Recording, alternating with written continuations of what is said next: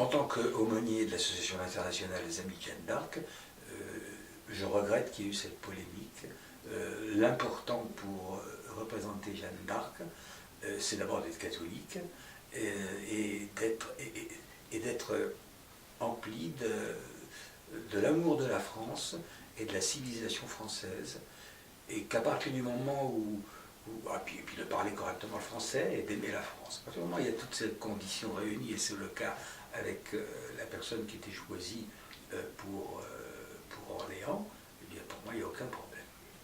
Mais à ce moment-là, cette Jeanne d'Arc pourrait être un homme. Ah non, pas du tout, il faut laisser... Non, justement, ce qu'il y a faut quand même laisser un certain nombre de choses.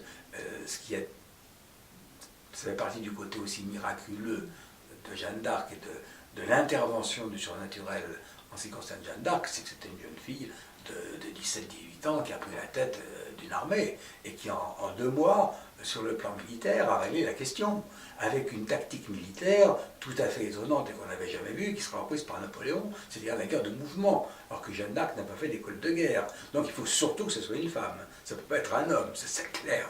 Mais il faut une femme, une jeune fille française, ça veut dire de culture française, et peu importe la couleur de la peau, la France est suffisamment grande et suffisamment puissante dans son génie pour pouvoir accueillir dans son sein ceux qui l'aiment et qui portent ses couleurs.